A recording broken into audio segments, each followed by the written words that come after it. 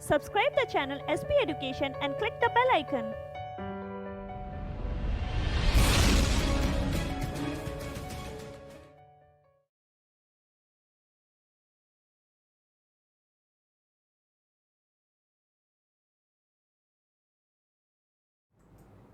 Hello everyone, welcome to SP education और मैं हूं दिव्या। आज हमारी बायो की 6 क्लास होने वाली है।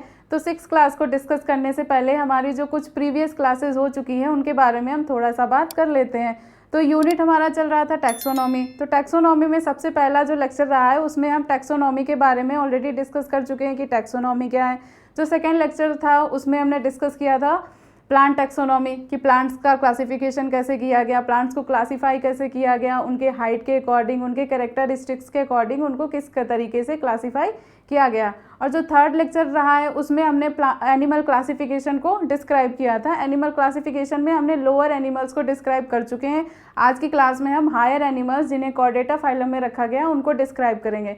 तो जो लोअर एनिमल्स को हमने डिस्क्राइब किया था उसमें ऑलरेडी कई सारे फाइलम्स हम डिस्क्राइब कर चुके थे। Protista, porifera, platyhelminth, annelida, mollusca, hemichordata, जितने भी लोअर एनिमल्स होते हैं उन सबको हम ऑलरेडी उस वीडियो में डिस्क्राइब कर चुके थे, उन क्लासेस में डिस्क्राइब कर चुके थे। अगर आप उन क्लासेस को नहीं देखा है तो लिंक डिस्क्रिप्शन बॉक्स में दे रखी है, वहाँ पर जाकर आप उन वीडियोज़ को देख सकते हैं और आगे पढ़ सकते हैं। तो चलिए हम शुरुआत करते हैं आज की अपनी क्लास की, जिसका यूनिट है फाइलम कॉर्डेटा। तो उसको शुरुआत करने से पहले हमारे कुछ ये सोशल मीडिया लिंक्स हैं, इनको आप लाइक कर लीजिए, सब्सक्राइब कर लीजिए और फॉरवर्ड कर दीजिए, जिससे जब भी नया वीडियो आए तो आपको उसकी नोटिफिकेशन मिल जाए। तो चलिए शुरुआत करते हैं फाइलम कॉर्डेटा की। तो लिख लेते हैं हम पहले फाइलम कॉर्डेटा।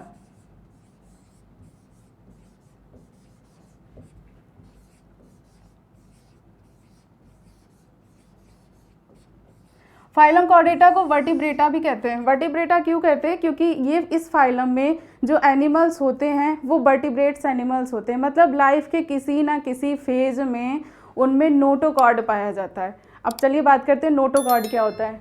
नोटोकॉर्ड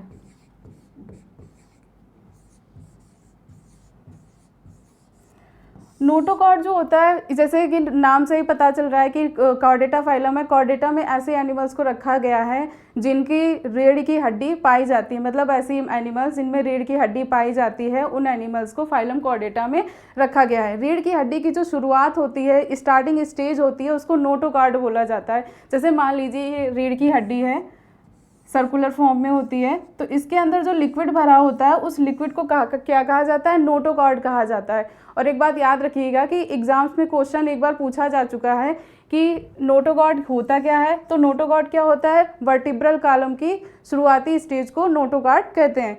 और ये जो नोटोकॉर्ड होता है ये एम्ब्रियोनिक स्टेज में, मतलब जब ह्यूमन या कोई भी एनिमल्स एम्ब्रियोनिक स्टेज में होते हैं, अपनी भ्रूणीय अवस्था में होते हैं, तो उसकी जो सेकेंड लेयर होती है जिसे मीजोडर्म कहते हैं, उससे इसकी ओरिजिन होती है। तो चलिए एक बार देख लेते हैं।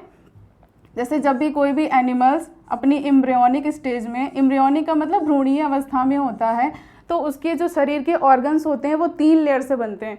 तो जो सबसे पहली लेयर होती है उस लेयर को कहा जाता है इक्टोडर्म। क्या कहा जाता है? इक्टोडर्म। इक्टोडर्म को बाहरी आवरण भी कहते हैं। और जो दूसरी लेयर होती है उसको बोला जाता है मीजोडर्म।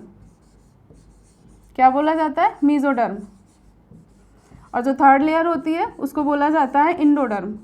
क्या बोला जाता है? इंडोडर्म। तो ये याद रखिएगा कि ह्यूमन हो या कोई भी एनिमल्स हो जिनमें रीढ़ की हड्डी पाई जाती है, उन एनिमल्स की जो ओरिजिन होती है, उनके जो ऑर्गन्स बनते हैं एम्ब्रियोनिक स्टेज में, वो 3 लेयर से बनते हैं। तो ये जो नोटोकॉर्ड होता है ये मीजोडर्म से बनता है। ये क्वेश्चन लास्ट टाइम एग्जाम्स में कई बार पूछा जा चुका है, कई वनडे एग्जाम्स में पूछा जा चुका है कि नोटोकॉर्ड एम्ब्रियोनिक स्टेज की किस लेयर से बनता है। तो आप आंसर क्या देंगे? मीजोडर्म से बनता है। ठीक है, तो ये हो गया नोटोकॉर्ड। तो फाइलम कॉर्डेटा में ऐसी एनिमल्स रखे जाते हैं जिनमें लाइफ के किसी ना किसी स्टेज में नोटोकॉर्ड पाया जाता है। नोटोकॉर्ड से ही बाद में जब डेवलपमेंट होता है तो वर्टिब्रल कॉलम में कन्वर्ट हो जाता है। वर्टिब्रल कॉलम को हिंदी में हम रीढ़ की हड्डी बोलते हैं। जो रीढ़ की हड्डी होती है उसे वर्टिब्रल कॉलम कहते हैं। एक बात, जो रीढ़ की हड्डी होती है जिसे वर्टिब्रल कॉलम कहते हैं,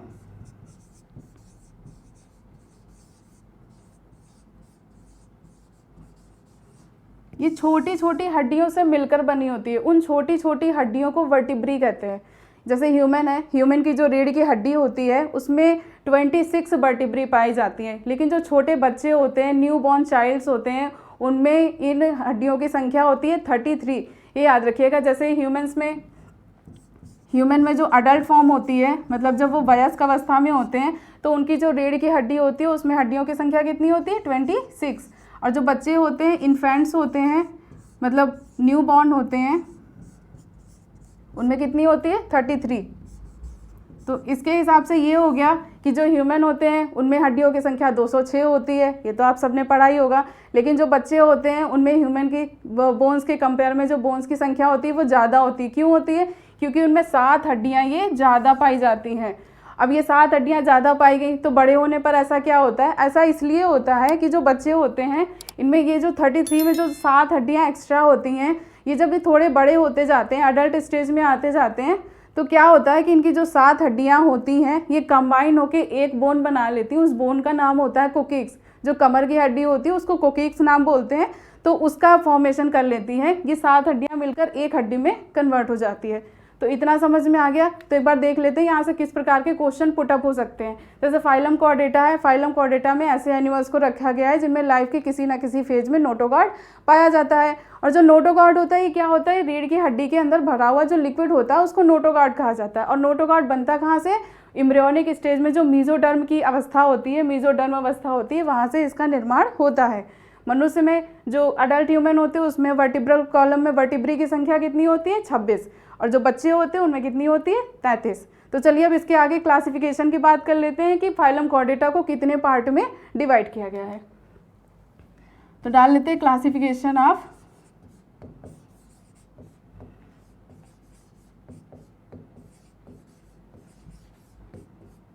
फाइलम कॉर्डेटा।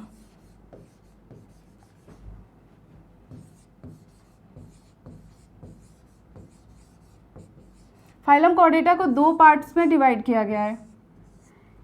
पहला है एग्नेथा और दूसरा है नैथोस्टोमेटा।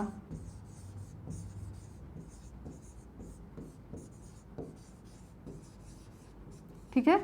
तो जो फाइलम कॉर्डेटा है इसको 2 पार्ट्स पे डिवाइड किया गया है।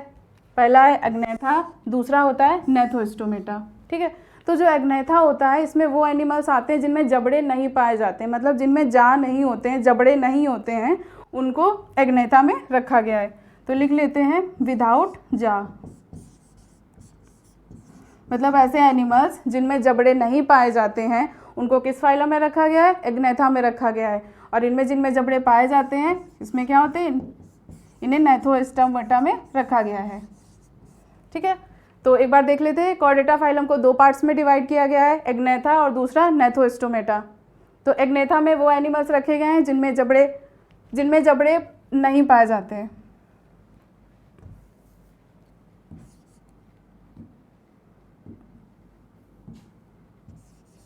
विदाउट जा।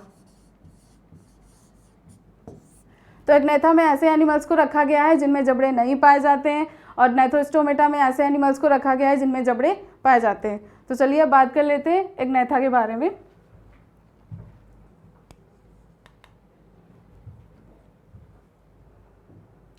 तो ये जो क्लास दिखाई दे रही है ये क्लास कौन सी है? एग्नेथा। एग्नेथा में वो एनिमल्स आते हैं जिनमें जबड़े नहीं पाए जाते। इनका ये माउथ देखिए, माउथ का जो पोर्शन दिख रहा है ये सकर एनिमल्स होते हैं, सकिंग करते रहते हैं। मतलब ये क्या होता है? ये टोटली पैरासिटिक एनिमल्स होते हैं। जैसे आप ये डायग्राम देखिए, इस डायग्राम में क्या है? ये फिश दिखाई दे रही है और इसके ये स्किन से ये जो एनिमल्स होते हैं ये यहाँ पर लगे हुए होते हैं और उसकी स्किन को खुरच के खाते रहते हैं। मतलब ये इक्टो पैरासिटिक होते हैं, बाहरी आवरण पर पैरासाइट की फॉर्म में पाए जाते हैं और पूरी लाइफ ये पैरासिटिक ही रहते हैं। तो इस प्रकार के एनिमल्स को किस में रखा गया है? एग्नेथा में रखा गया है।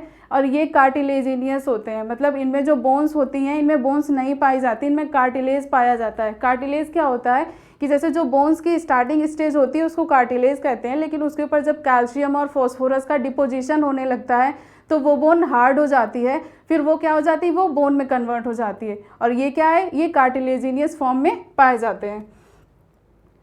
और ये मैराइन होते हैं, ये मोस्टली समुद्र में पाए जाते हैं और गहरे पानी में पाए जाते हैं। ये ऊपर की जो समुद्र की सतह होती है वहाँ पर पाए नहीं जाते हैं, ये मैराइन होते हैं, ये याद रखिएगा। तो लिख लेते हैं, ये कैसे होते हैं, मैराइन एनिमल्स होते हैं, मतलब समुद्र में पाए जाते हैं। दूसरा क्या होता है, ये कंटिन्यूसली तैरते रहते हैं। क्यों तैरते रहते हैं, क्योंकि इनमें एयर ब्लैडर नहीं पाया जाता है, इनमें श्वसन के लिए जो एयर ब्लैडर होता है वो पाया नहीं जाता है, इसकी वजह से ये कंटिन्यूसली तैरते रहते हैं और छिछले समुद्र में रहते हैं, मतलब समुद्र की बिल्कुल निचली सतह पर ये एनिमल्स पाए जाते हैं। इनके एग्जाम्पल क्या है, लैम्प्रे, ये जो फिश दिख रही है इसका नाम है लैम्प्रे। और ये क्या होती है, सकिंग एनिमल्स होती है, शकर करती रहती है, मतलब खुरसती रहती है इसकी स्किन को और पूरी पैरासिटिक फॉर्म में पाई जाती है। ये हो गया एग्नेथा। एग्नेथा के बाद में जो दूसरा फाइलम है वो क्या है, तो जो दूसरा फाइलम है उसका स्टार्टिंग हो जाता है नैथोस्टोमेटा। तो लिख लेते हैं नैथोस्टोमेटा।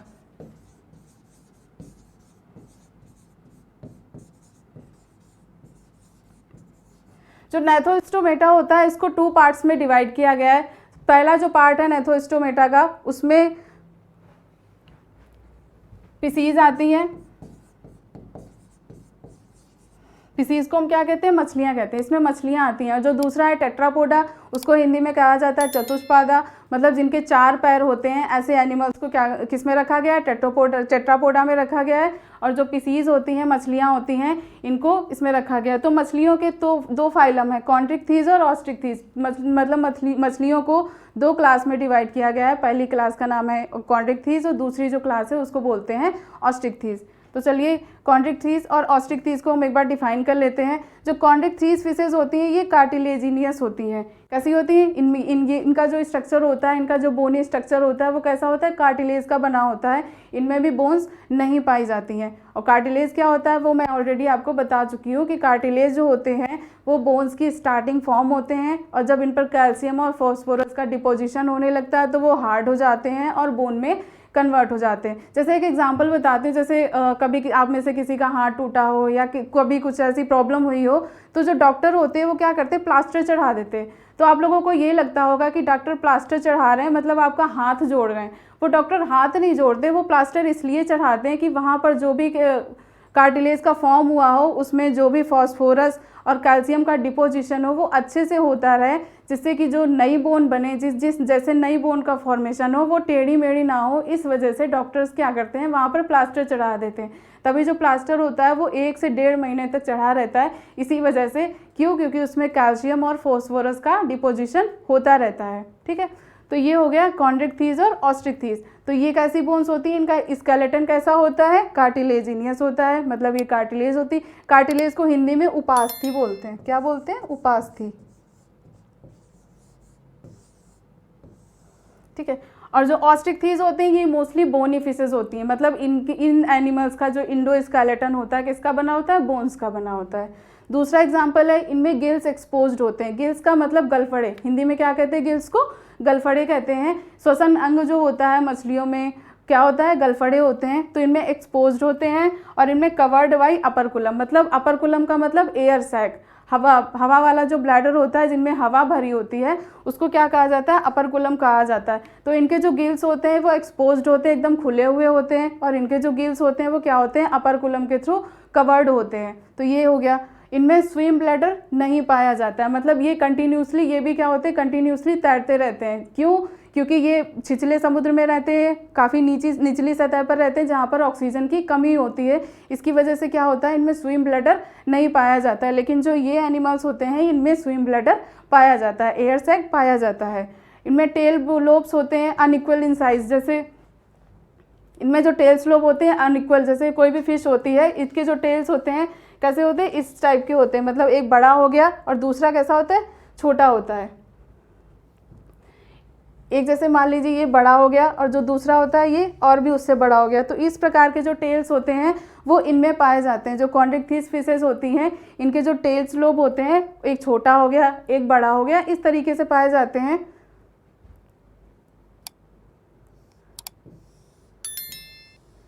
ये देखिए, ये एग्जांपल देखिए, ये जो ये फिश दे रही है इसके जो टेल स्लोप आप देखिए, ये देखिए ये छोटा दे रखा है और ये बड़ा दे रखा है। ठीक है, तो ये हो गया कॉन्ड्रिक्थीज। और ऑस्ट्रिक्थीज में क्या होता है, इनके जो साइज होते हैं कैसे होते हैं, इक्वल होते हैं। आप ये देखिए ये फिश दे रखी है, इसके जो ये टेल्स लोब है कैसे होते हैं, इक्वल साइज के होते हैं। ये इक्वल साइज में इन्होंने दे रखा है। इनका जो फर्टिलाइजेशन होता है कैसा होता है, इंटरनल होता है। इनमें फर्टिलाइजेशन कैसा होता है, इंटरनल, मतलब फर्टिलाइजेशन बॉडी के अंदर होता है। फर्टिलाइजेशन का मतलब क्या होता है, जो फर्टिलाइजेशन होता है इसमें fission of male and female gamete को क्या कहते हैं, फर्टिलाइजेशन कहते हैं। Fertilisation is a process in which male and female gamete are fuse. उस प्रोसेस को क्या कहा जाता है, फर्टिलाइजेशन। और फर्टिलाइजेशन के बाद में ही क्या बनता है, जाइगोट बनता है या एग्स बनते हैं। तो ये इन फिशेज में जो फर्टिलाइजेशन होता है कैसा होता है, इंटरनल होता है। और इन फिशेज में जो फर्टिलाइजेशन होता है वो इंटरनल और एक्सटर्नल दोनों प्रकार का फर्टिलाइजेशन पाया जाता है। तो ये देख लीजिए, इसका एग्जांपल क्या है, शार्क है। इसका ये एग्जांपल, ये रोहू मछली है, ये मोस्टली तालाब में देखने को मिलती है। जो नॉर्मली तालाब होते हैं वहाँ पर हम इसको ईजिली देख सकते हैं। तो ये कौन सी है, रोहू मछली, ठीक है। और हाँ, एक बात याद रखिएगा, ये कैसे होते हैं, ये मराइन एनिमल्स होते हैं। कैसे होते हैं, मराइन एनिमल्स, मतलब ये समुद्र में ही पाए जाते हैं। और ये मराइन एंड फ्रेश वाटर दोनों प्रकार के एनिमल्स होते हैं।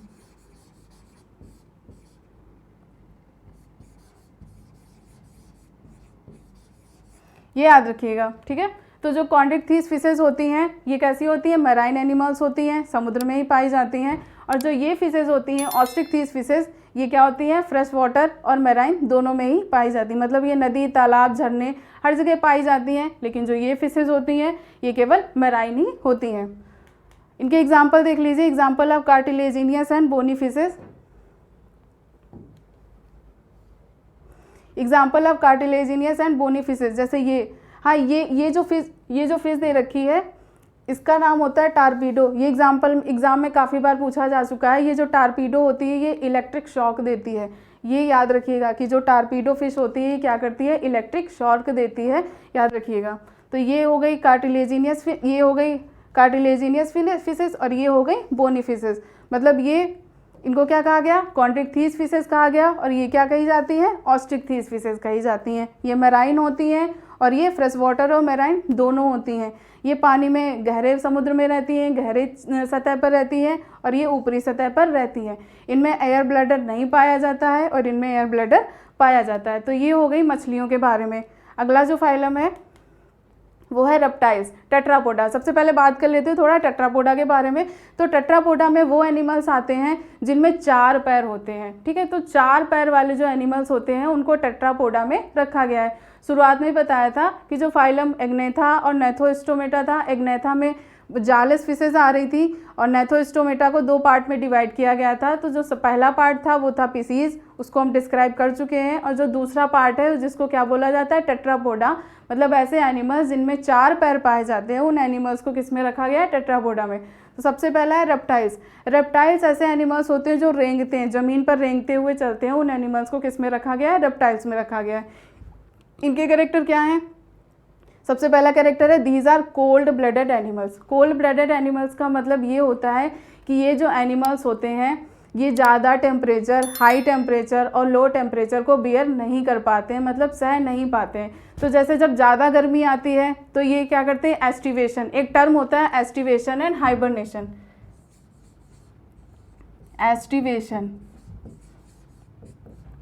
एस्टिवेशन को हम हिंदी में बोलते हैं ग्रीष्म निद्रा। क्या बोलते हैं, ग्रीष्म निद्रा।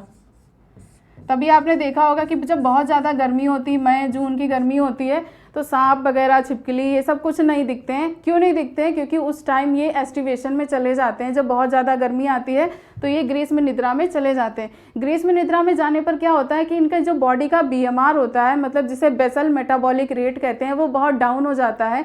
और जब BMR डाउन होता है तो जो बॉडी की प्रोसेसेस होती हैं वो बहुत ही स्लो हो जाती हैं, मतलब बहुत ज़्यादा ही स्लो हो जाती है। रेस्पिरेशन, सर्कुलेशन, डाइजेशन, ये सारी प्रोसेस बहुत स्लो हो जाती हैं। और ये 3-4 महीने के लिए एस्टिवेशन में बिना खाए पिए भी रह सकते हैं। कैसे रह सकते हैं, क्योंकि इनका जो BMR होता है बहुत ज़्यादा स्लो हो जाता है। और जब प्रोसेस स्लो हो जाती हैं, बॉडी को एनर्जी की रिक्वायरमेंट होती नहीं है, तो ये ईजिली सर्वाइव कर लेते हैं। तो ये एनिमल कोल्ड ब्लडेड होते हैं। और एक टर्म और होता है जिसे हम बोलते हैं असमतापी, समतापी, समतापी जो एनिमल्स होते हैं उनको भी क्या बोलते हैं, कोल्ड ब्लडेड एनिमल्स बोलते हैं। जो मीसोजोइक इरा था, पुराना टाइम, आज से लाखों साल पहले, जो जिसे रेप्टाइल्स का युग कहा जाता है, इसे मेसोजोइक इरा कहते हैं। उस टाइम जो डायनासोर्स थे उनको भी रेप्टाइल्स में ही रखा गया था, और डायनासोर्स की विलुप्ति का कारण भी यही था कि अचानक जो अर्थ थी उसका टेम्परेचर राइज हो गया और उनकी डेथ हो गई। ठीक है, तो ये हो गया cold blooded. Teeths are all shape at size, इनके जो टीथ्स होते हैं वो सेम शेप और सेम साइज़ के होते हैं। टीथ से याद आता है कि जो स्नेक होता है, स्नेक का एक टीथ होता है उसको फैंग कहते हैं। क्या कहते हैं स्नेक टीथ को? Snake teeth. स्नेक टीथ को क्या कहा जाता है? फैंग, ये याद रखिएगा। और यही फैंग जो होता है, जिन स्नेक्स में ये फैंग पाया जाता है वो स्नेक कैसे होते हैं? पॉइजनस स्नेक होते हैं। और जिनमें फैंग नहीं पाया जाता है वो कैसे होते हैं? नॉन पॉइजनस स्नेक होते हैं। एक बात देख लीजिए, जैसे स्नेक बाइट पर अगर ऐसा ऐसा स्ट्रक्चर दिख रहा है तो इसका मतलब क्या है? ये नॉन पॉइजनस स्नेक का बाइट है। अगर इसके मिडिल में कोई होल दिख रहा है, इसका मतलब क्या है? ये पॉइजनस स्नेक का बाइट है। और वो पॉइजनस स्नेक में जो दांत होते हैं उसको क्या कहा जाता है? फैंग कहा जाता है। जो सांप होता है, इसमें जो सलाइवरी ग्लैंड्स होती हैं उससे एक दांत निकला हुआ होता है, और सलाइवरी ग्लैंड में ही पॉइजन होता है। तो जब ये स्नेक उस टीथ के थ्रू बाइट करता है तो उसकी सलाइवा भी स्किन के अंदर चली जाती है, और उसी की वजह से जो पॉइजन होता है वो बॉडी में एंटर कर जाता है। ठीक है, तो ये स्नेक्स, इनके जो टीथ के शेप और साइज़ होते हैं सेम होते हैं, लेकिन जो पॉइजनस स्नेक होता है उनमें जो एक टीथ होता है जिसको फैंग बोलते हैं, उसका साइज़ काफ़ी बड़ा होता है। और इनकी जो स्किन होती कैसी होती है? Tough, dry and protective scales और प्लेट्स। और इनकी जो प्रोटेक्टिव स्केल्स होती है वो केराटिन प्रोटीन की बनी होती है। किसकी बनी होती है? केराटिन प्रोटीन की, याद रखिएगा, केराटिन। ठीक है, इनकी जो आउटर स्किन होती है केराटिन प्रोटीन, जैसे आपने सांप देखा होगा, सांप की जो बाहर के आवरण होता है बहुत खुरदुरा होता है, बहुत रफ होता है। क्यों होता है? क्योंकि वो दूसरे एनिमल्स से अपने आप को प्रोटेक्ट करता है। जैसे ये देख लीजिए, ये क्या है? कैमेलियन है। इसे क्या कहते हैं? गिरेट कहते हैं। लेकिन इसकी जो स्किन होती है काफ़ी रफ होती है, बहुत ज़्यादा ड्राई होती है।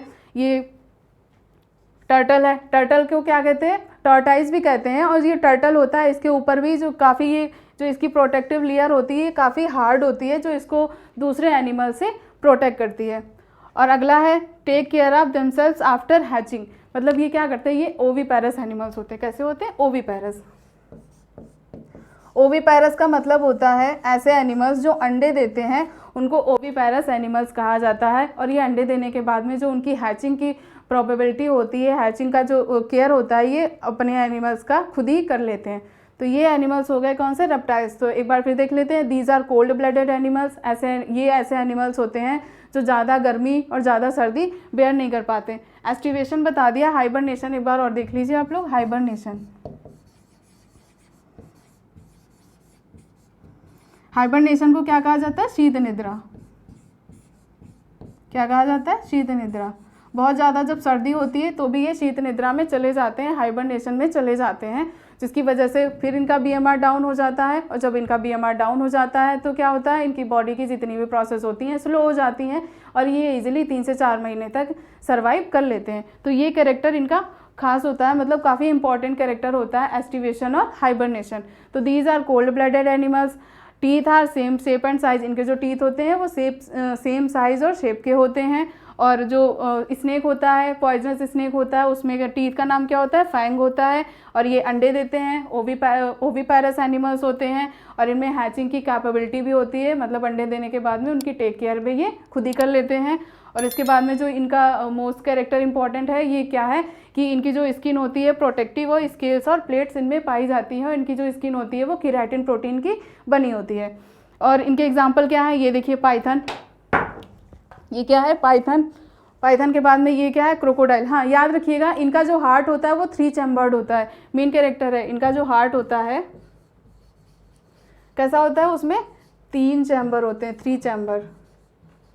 कितने चैम्बर होते हैं? 3 चैम्बर। लेकिन जो क्रोकोडाइल होता है, मगरमच्छ होता है, उसमें 4 चैम्बर हार्ट पाया जाता है। ये असम्पशन में गिना जाता है कि जो क्रोकोडाइल का हार्ट होता है उसमें कितने चैम्बर होते हैं? 4 चैम्बर होते हैं। बाकी जितने भी रेप्टाइल्स होते हैं, जितने भी क्रीपिंग एनिमल्स होते हैं, रेंगने वाले एनिमल्स होते हैं, उनमें जो हार्ट होता है वो कितने चैम्बर का होता है? 3 चैम्बर का होता है। ये काफ़ी बार एग्जाम्स में पूछा जा चुका है कि रेप्टाइल्स में जो हार्ट होते हैं उसमें कितने चैम्बर होते हैं, तो आपको आंसर देना है 3। अगर पूछा जाता है कि रेप्टाइल्स में क्रोकोडाइल भी तो आता है, लेकिन जो क्रोकोडाइल का हार्ट होता है वो 4 चैम्बर का होता है। ठीक है, तो नेक्स्ट फाइलम है एवीज। एवीज को क्या कहते हैं? बर्ड्स। एवीज में किसको रखा गया है? बर्ड्स को रखा गया है। ठीक है, तो जो बर्ड्स होते हैं ये कैसे एनिमल्स होते हैं? एरियल एनिमल्स होते हैं, हवा में रहते हैं। तो इनके कैरेक्टरिस्टिक्स की बात कर लेते हैं। Endothermic vertebrates. कैसे होते हैं? इंडोथर्मिक। ये भी क्या होते हैं? टेम्परेचर के प्रति ये क्या होते हैं? थोड़े से सेंसिटिव होते हैं। ज़्यादा टेम्परेचर, हैवी टेम्परेचर ये भी बेयर नहीं कर पाते। क्यों? लेकिन हाँ ये है, इनके जो फीदर होते हैं, इनमें जो पंख पाए जाते हैं उनमें काफ़ी सारे रोएं होते हैं, जिनकी वजह से, और इनकी जो स्किन होती है उनमें ऑयल ग्लैंड्स पाई जाती हैं, वैक्स ग्लैंड्स भी पाई जाती हैं, जिसकी वजह से ये अपने टेम्परेचर को मेंटेन करके रखते हैं। आपने देखा होगा कि जब बहुत ज़्यादा सर्दियाँ होती हैं तो जो बर्ड्स होते हैं अपने पंखों को में हवा भर लेते हैं और मुँह फूल के मोटे हो जाते हैं। तो जब हवा भर जाती है तो इनकी जो बॉडी होती है वो इंडोथर्मिक बन जाती है, मतलब हीट का ट्रांसफ़र नहीं हो पाता है।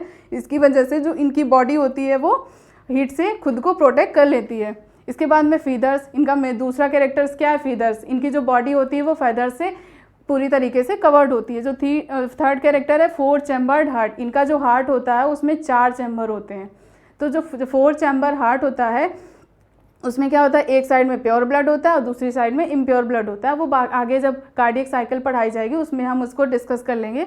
और इनकी जो बोन्स होती है light weight and usually hollow. इनकी जो बोन्स होती हैं कैसी होती है? खोखली होती हैं और उनमें हवा भरी रहती है, जिसकी वजह से इनकी जो बोन्स का वेट होता है काफ़ी लाइट होता है और ये उड़ने में काफ़ी सहायता प्रदान करती हैं। तो इनकी जो बोन्स होती हैं कैसी होती है? एरियल होती हैं और इनमें एयर फिल्ड होती है और ये होलो होती हैं।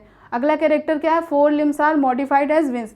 अभी जब पहले थोड़ा टाइम पहले डिस्कस किया था कि हम टेट्रापोडा के बारे में बात कर रहे हैं, लेकिन यहाँ पर सोचने वाली बात है कि बर्ड्स के तो 2 ही पैर होते हैं, तो इन्हें टेट्रापोडा में क्यों रखा गया है? तो जो इनके फैदर होते हैं, इनके जो पंख होते हैं, उनको 4 लिम्स में काउंट किया जाता है। 4 लिम्स और हाइंड लिम्स की बात कर लेते हैं।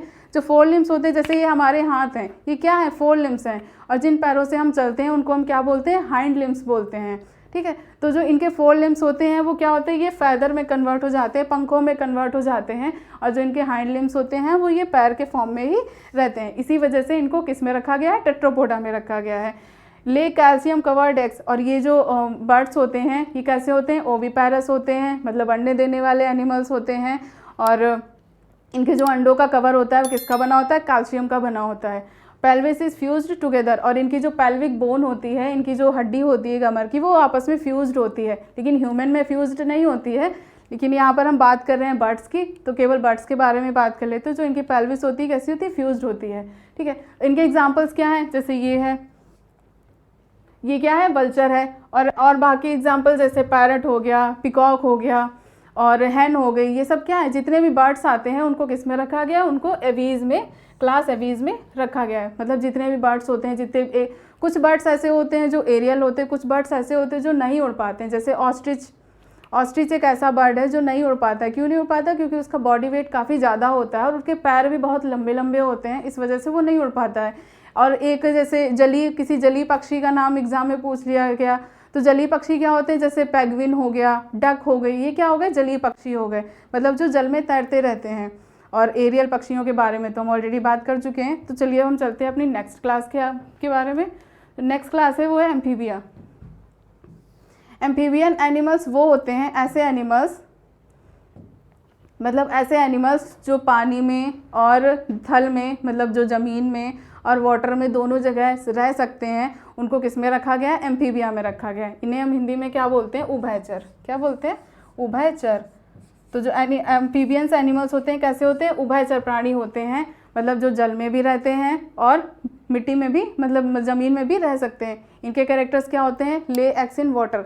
ये अपने अंडे हमेशा पानी में देते हैं। जैसे जो मेढक देखा है आपने, जो मेढक होता है, अभी जैसे रेनी सीजन चल रहा है, इस टाइम मेढक अंडे देंगे, कहाँ देते हैं? पानी में ही देते हैं। पानी में ही इनका जो लार्वी स्टेज होता है वो पानी में ही डेवलप होता है। उसके बाद में ये धीरे धीरे इनकी बॉडी में डेवलपमेंट होता जाता है और ये मेढक में कन्वर्ट हो जाते हैं। दूसरा कैरेक्टर क्या है? Young lives in water. मतलब इनके जो अभी बताया था कि जो इनके लार्वी होते हैं, लार्वा होते हैं, वो कहाँ रहते हैं? पानी में रहते हैं और उनका स्ट्रक्चर भी फिश के समान होता है। मान लीजिए ये लार्वा हो गया तो इनका जो स्ट्रक्चर होता है वो ऐसे फिश के समान ही होता है। तो इस वजह से क्या होता है? ये पानी में ही सर्वाइव कर सकते हैं। उसके बाद में ब्रीथिंग विद गिल्स, और ये जो इनके लार्वी होते हैं इनमें जो ब्रीदिंग होती है, ये जो सांस लेते हैं वो गिल्स के थ्रू सांस लेते हैं। एक बात याद रखिएगा, जो मेढक होता है ये जब हाइबरनेशन और एस्टिवेशन में जाता है तो अपनी स्किन के थ्रू सांस भी ले सकता है। क्यों? क्योंकि इनकी जो स्किन होती है काफ़ी मॉइस्ट होती है और सेमी परमिएबल होती है, जिसके थ्रू जो एयर होती है उसका आदान प्रदान हो सकता है। तो इसी वजह से जो ये एनिमल्स होते हैं ये ईजिली बिना उसके एयर के भी या बिना गिल्स के या बिना फेफड़ों के भी सर्वाइव कर सकते हैं। बस ये होता है कि इनका जो BMR होता है वो काफ़ी डाउन हो जाता है। ठीक है, तो इनके यंग लिप्स का मतलब यहाँ पर ये लिख सकते हैं लार्वा। लार्वा क्या होता है? लार्वा जैसे जो अंडे होते हैं, अंडे टूट के जो उनसे बच्चे निकलते हैं उनको लार्वा कहते हैं। तो लार्वा जो होती है अंडे से एडल्ट के बीच की जो स्टेज होती है उसको लार्वा कहा जाता है। कुछ एनिमल्स में लार्वीज होते हैं, जैसे एम्फीबिया में लार्वीज होते हैं, कुछ रेप्टाइल्स में भी लार्वीज होते हैं। तो इन्हीं दो जगह ही मोस्टली लार्वा पाए जाते हैं। तो ये याद रखिए। और वाइल एडल्ट यूज लंग्स, हाँ तो जो लार्वी बताया था, लार्वी कहाँ होते हैं? पानी में होते हैं। तो उनमें जो रेस्पिरेशन होता है किसके थ्रू होता है? गिल्स के थ्रू होता है। लेकिन जो अडल्ट होते हैं वो ज़मीन पर भी रहते हैं, पानी में भी रहते हैं। तो उनके जो गिल्स होते हैं वो लंग्स में कन्वर्ट हो जाते हैं। मतलब जब वो अडल्ट फॉर्म में आते हैं तो उनमें डेवलपमेंट होता रहता है, तो जो गिल्स होते हैं वो लंग्स में कन्वर्ट हो जाते हैं। तो वो सांस किसके थ्रू लेने लगते हैं? लंग्स के थ्रू लेने लगते हैं। तो ये डिफरेंस होता है लार्वी में और अडल्ट में, कि जो लार्वी होते हैं वो गिल से सांस लेते हैं, पानी की स्टेज को शो करते हैं, और जो अडल्ट होते हैं ये वो लंग से सांस लेते हैं और लैंड की स्टेज को शो करते हैं। ठीक है, ये हो गया। Return to water to mate, हाँ इनमें जो मेटिंग होती है वो पानी में ही होती है। इसके बाद में इसके जो एग्जाम्पल, और ये कोल्ड ब्लडेड एनिमल्स होते हैं, आइसोथर्मिक एनिमल्स होते हैं। याद रखिएगा, आइसोथर्मिक को समतापी बोलते हैं। ना ज़्यादा टेम्परेचर बियर कर सकते हैं, मतलब ना ज़्यादा हाई टेम्परेचर बियर कर सकते हैं, ना ज़्यादा लो टेम्परेचर बियर कर सकते हैं। उस टर्म को क्या बोला जाता है? आइसोथर्मिक। क्या बोलते हैं? आइसोथर्मिक। हिंदी में बोलते हैं असमतापी। क्या बोलते हैं? असमतापी। मतलब ये ज़्यादा टेम्परेचर को बियर नहीं कर सकते, चाहे बहुत ज़्यादा सर्दी हो चाहे बहुत ज़्यादा गर्मी हो। तो एम्फीबिया को एक बार फिर से देख लेते हैं कि एम्फीबिया क्या होते हैं? उभयचर प्राणी होते हैं जो जल में और थल में दोनों जगह पाए जाते हैं। ये अंडे देते हैं, कहाँ देते हैं? पानी में देते हैं। इनकी जो लार्वी स्टेज होती है वो पानी में डेवलप करती है, और जो एडल्ट स्टेज होती है वो ज़मीन पर रहती है। और ये कैसे होते हैं? कोल्ड ब्लडेड एनिमल्स होते हैं। और ये इनका में जो मेटिंग होती है वो कहाँ होती है? पानी में होती है। तो चलिए बात कर लेते हैं अपने नेक्स्ट क्लास को। जो नेक्स्ट क्लास है वो है हमारी मैमेलिया। क्या है? मैमल्स। मैमल्स वो एनिमल्स होते हैं जो मैमल्स होते हैं वो एनिमल्स ऐसे होते हैं, मतलब ये बच्चों को जन्म देते हैं, और दूसरा ये क्या करते हैं? ब्रेस्ट फीडिंग कराते हैं। मतलब अपने बच्चों का जो पोषण होता है वो, मतलब ये अपने बच्चों को दूध पिलाते हैं। ऐसे एनिमल्स को किस में रखा गया है? मैमल्स में रखा गया है। जो इनके 6 मेन कैरेक्टर्स हैं वो क्या हैं? कि breathe air through they have lungs. मतलब ये जितने भी एनिमल्स होते हैं इनमें क्या होता है? लंग्स होते हैं। जैसे ह्यूमन हो गया, बंदर हो गया, और कुत्ता हो गया, बिल्ली हो गया, लॉयन हो गया, इन सबको किस में रखा गया है? मैमल्स में रखा गया है। इवन तो जो पानी में वेल होती है, ब्लू वेल मछली, उसको भी मैमल्स में रखा गया है। हाथी, जितने भी एनिमल्स हमें दिखाई दे रहे हैं उन सब, जितने भी वर्टिब्रेट्स एनिमल्स होते हैं जिनमें पावर ऑफ रिजनरेशन होती है वो क्या होते हैं? मैमल्स में उनको रखा गया है। तो ये क्या करते हैं? एयर का जो ब्रेथ करते हैं, मतलब सांस लेते हैं, किसके थ्रू ये सांस लेते हैं? लंग्स के थ्रू सांस लेते हैं। They are endothermic warm blooded animals. ये एंडोथर्मिक होते हैं, मतलब गर्म खून वाले एनिमल्स होते हैं। मतलब ये टेम्परेचर को बियर कर लेते हैं, चाहे बहुत ज़्यादा गर्मी हो चाहे बहुत ज़्यादा सर्दी हो, ये इजीली अपने आप को कवर कर लेते हैं। जैसे जो ब्लू व्हेल होती है, इसको किस में रखा गया है? मैमल्स में रखा गया है। लेकिन जो इसकी स्किन होती है इसके नीचे एक फैट का बहुत मोटा लेयर पाया जाता है, उस लेयर को ब्लबर कहते हैं। और जो ये फिशेज़ में जो कॉड लिवर ऑयल और जो भी बनाया जाता है इसका यूज़ उसी ब्लबर के थ्रू ही किया जाता है। तो ब्लबर से क्या निकलता है? ऑयल निकलता है, और उस ऑयल का यूज़ हम ह्यूमन अपने जो न्यूट्रिशन होता है उसको पाने में कर लेते हैं। ठीक है, तो ये हो गया ब्लबर। अब जैसे पोलर बियर होता है, जो पोलर रीजन होते हैं, काफ़ी ठंडे रीजन होते हैं, बहुत ठंडे होते हैं, तो इनमें जो स्किन होती है उनमें बाल पाए जाते हैं, इनमें रोम पाए जाते हैं। ये क्या करते हैं? थर्मो रेगुलेटर का काम करते हैं। किसका काम करते हैं? थर्मो रेगुलेटर का, मतलब टेम्परेचर को रेगुलेट कर देते हैं और उनकी बॉडी को बहुत ज़्यादा ठंडी से बचाते हैं। अगला कैरेक्टर क्या है? Have 4 chambered to their heart. और इनका जो हार्ट होता है उसमें कितने चैम्बर होते हैं? 4 चैम्बर होते हैं। तो जितने भी मैमल एनिमल्स होते हैं उनमें जो हार्ट होता है वो कितने का चैम्बर का होता है, 4 चैम्बर का होता है। Have specialised teeth, different teeth for different jobs, मतलब इनमें जो टीथ्स होते हैं वो मतलब अलग अलग काम के लिए स्पेशलाइज्ड होते हैं। जैसे जो कार्निवोरस एनिमल्स होते हैं उनमें जो कैनाइन टीथ होते हैं वो ज़्यादा डेवलप होते हैं, क्योंकि कैनाइन टीथ का काम क्या होता है, चीज़ों को चीरना और फाड़ना, क्योंकि वो फ्लैश ईटर होते हैं, मीट वगैरह खाते हैं, शिकार करते हैं, तो उसके लिए उन्हें कैनाइन टीथ की ज़रूरत पड़ती है। जो हार्बीवोरस होते हैं उनके इंसिसर बहुत ज़्यादा मजबूत होते हैं। इंसिसर का काम क्या होता है, कुतरना और काटना, ठीक है। तो जो हार्बीवोरस एनिमल्स होते हैं उनमें इंसिसर डेवलप्ड होते हैं, और जो कार्निवोरस एनिमल्स होते हैं उनमें कैनाइन टीथ ज़्यादा डेवलप होते हैं। तो ये हो गया। Produce milk for their young ones, मतलब अपने बच्चों के लिए क्या करते हैं, मिल्क को प्रोड्यूस करते हैं। और हैव हेयर, इनकी बॉडी पर हेयर पाए जाते हैं जो थर्मोरेगुलेटर का काम करते हैं। तो ये हो गया क्लास मैमेलिया। तो क्या कैरेक्टर थे, ये लंग्स के थ्रू सांस लेते हैं, एंडोथर्मिक होते हैं, और इनका जो हार्ट होता है उसमें 4 चैम्बर होते हैं, और इनके जो टीथ होते हैं वो स्पेशलाइज्ड फंक्शन के लिए स्पेशलाइज्ड होते हैं, और ये अपने बच्चों के लिए मिल्क प्रोड्यूस करते हैं, और इनकी जो स्किन होती है उसके ऊपर हेयर पाए जाते हैं जो थर्मोरेगुलेटर का काम करते हैं। अगला है मैमल। मैमल्स को दो भागों में डिवाइड किया गया है, प्रोटोथीरिया और मेटाथीरिया। प्रोटोथीरिया और थीरिया, थीरिया को 2 पार्ट्स में डिवाइड किया गया है, यूथेरिया और मेटाथीरिया।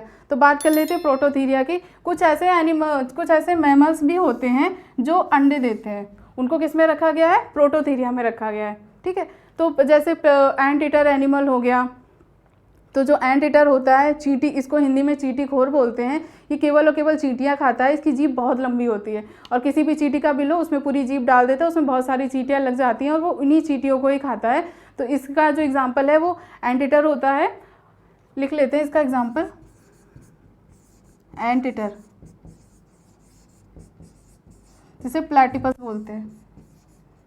क्या बोलते हैं, प्लैटिपस, प्लैटिपस एंट ईटर, ठीक है। क्या बोलते हैं उसको, प्लैटिपस एंट ईटर। जो दूसरा है थीरिया, लाइव बर्थ, मतलब ये बच्चों को जन्म देते हैं। जो थीरियन एनिमल्स होते हैं ये क्या करते हैं, बच्चों को जन्म देते हैं। थीरिया को भी 2 पार्ट्स में डिवाइड किया गया है, मेटाथीरिया और यूथीरिया। जो मेटाथीरिया एनिमल्स होते हैं ये कैसे होते हैं, विविपैरस होते हैं। ओविपैरस अंडे देने वाले, विविपैरस बच्चे देने वाले। तो जो विविपैरस एनिमल्स होते हैं ये क्या करते हैं, ये मेटाथीरिया में ऐसे एनिमल्स को रखा गया है, ये बच्चों को तो जन्म देते हैं लेकिन अनडेवलप्ड बच्चे देते हैं। मतलब वो जो इनके जो बच्चे होते हैं उनका पूरा जो कंप्लीट डेवलपमेंट होता है वो बॉडी के बाहर होता है। इनकी बॉडी के अंदर इनमें जो डेवलपमेंट होता है बहुत कम होता है, मतलब ये अनडेवलप्ड बच्चों को जन्म देते हैं। इसका एग्जांपल है कंगारू। कंगारू एक मार्सुपियल एनिमल्स होता है। मार्सुपियल एक ऐसी झिल्ली होती है जो उनके पेट के बाहर के स्ट्रक्चर पर पाई जाती है, और बाकी जो डेवलपमेंट होता है उनके जो बच्चों का वो उसी मार्सुपियल झिल्ली के अंदर ही होता है। इसी वजह से इनको किस में रखा गया, मेटाथीरिया में रखा गया है। और यूथीरिया में ऐसे एनिमल्स को रखा गया है जो कंप्लीट बच्चों को जन्म देते हैं, मतलब कंप्लीट डेवलपमेंट जब उनके बच्चों का हो जाता है उसके बाद वो उनको जन्म देते हैं। तो ऐसे एनिमल्स को किस में रखा गया, यूथीरिया में। जो ह्यूमन्स होते हैं इनको यूथीरिया में रखा गया। ह्यूमन है, कैट है, लेपर्ड है, लॉयन और एलिफेंट की जितने भी एनिमल्स हैं इनको किस में रखा गया, यूथीरिया में रखा गया है। और मेटाथीरिया में कंगारू को रखा गया है, ठीक है। ये प्लैटिपस, ये एंट ईटर होता है, ये चींटियाँ खाता है। ये एकिडना है, ये भी चींटियाँ ही खाता है। और ये क्या है, कंगारू। कंगारू क्या होता है, कंगारू मार्सुपियल, ये देखिए झिल्ली दिख रही होगी, ये झिल्ली, यहाँ पे ये छोटा सा बच्चा दिख रहा होगा। तो जो इनके जो बच्चों का डेवलपमेंट होता है कहाँ होता है, उसी मार्सुपियल झिल्ली के अंदर ही इनके बच्चों का डेवलपमेंट होता है। इस वजह से इन्हें मार्सुपियल एनिमल्स भी कहते हैं। अगला क्या है, ये marsupial gives birth to live youngs that grow to maturity inside a pouch called marsupium. मतलब बच्चों को जन्म देते हैं, उनका जो डेवलपमेंट होता है वो एक पाउच के अंदर होता है। इस तरीके का जो पाउच होता है, इसी वजह से इन एनिमल्स को क्या कहा गया, मार्सुपियल एनिमल्स कहा गया। इनके जो एग्जांपल हैं, अपोसम। एक बात याद रखिएगा, सबसे ज़्यादा जो दांत होते हैं, सबसे ज़्यादा जो टीथ होते हैं वो अपोसम नामक एनिमल्स के अंदर पाए जाते हैं। अर्थ में जितने भी एनिमल्स हैं सबसे ज़्यादा जो टीथ हैं किस में पाए जाते हैं, अपोसम में पाए जाते हैं। उसके बाद में कंगारू, वॉम्बैट और कोला, ये ऐसे एनिमल्स होते हैं जो मार्सुपियल एनिमल्स होते हैं, अनडेवलप्ड बच्चों को जन्म देते हैं, और उनका जो बाकी का जो डेवलपमेंट होता है वो इस तरीके की एक झिल्ली के अंदर होता है, ठीक है। तो ये हमारी क्लास हो गई। हमने क्या क्या पढ़ा, कॉर्डेटा फाइलम में एग्नेथा, नेथोस्टोमेटा। नेथोस्टोमेटा को हमने 2 पार्ट्स में डिवाइड किया था। कौन कौन से पार्ट्स थे हमारे, तो सबसे पहला जो पार्ट था वो एग्नेथा, दूसरा नेथोस्टोमेटा। एग्नेथा में जो जारलेस फिशेज आ रही थी और नेथोस्टोमेटा को हमने 2 पार्ट में डिवाइड किया था। तो दो पार्ट कौन कौन से थे, पिसीज और टेट्रापोडा। पिसीज जो थी उसमें हमने मछलियों को रखा था और टेट्रापोडा में हमने ऐसे एनिमल्स को रखा था जो 4 पैरों वाले थे, मतलब जो 4 पैरों से चल रहे थे। उनको टेट्रापोडा को हमने 4 पार्ट्स में डिवाइड किया था। कौन कौन से 4 पार्ट्स थे, सबसे पहला पार्ट था एम्फीबिया, दूसरा था रेप्टाइल्स और तीसरा था मैमेलिया, और जो चौथा पार्ट था उसको हमने किस में रखा था, जो चौथा पार्ट था एम्फीबिया, रेप्टाइल्स, मैमल्स और एवीज जो बर्ड्स आते थे। ठीक है, तो आज की क्लास में हम इतना ही रखते हैं। आज हमारी टैक्सोनॉमी की यूनिट भी कंप्लीट हो गई पूरी। टैक्सोनॉमी में प्लांट क्लासिफिकेशन कंप्लीट हो गया, एनिमल क्लासिफिकेशन कंप्लीट हो गया, और अब हमारी जो नेक्स्ट यूनिट है वो है ह्यूमन फिजियोलॉजी। ह्यूमन फिजियोलॉजी में जो ह्यूमंस के ऑर्गन होते हैं वो कैसे फंक्शन करते हैं, उनका जो सिस्टम होता है वो कैसे फंक्शन करता है, उन सबको हम अपने नेक्स्ट वीडियो में डिस्कस कर लेते हैं। आज के वीडियो में बस इतना ही। अब तक तो अभी चैनल हमारा सब्सक्राइब कर दीजिएगा और लाइक कर दीजिएगा, और जितने भी वीडियोस आपने अगर नहीं देखे हैं प्रीवियस वाले, उनको आप लिंक डिस्क्रिप्शन बॉक्स में दे रखिए, वहाँ पर जाकर आप अच्छे से देख लीजिएगा। Thank you.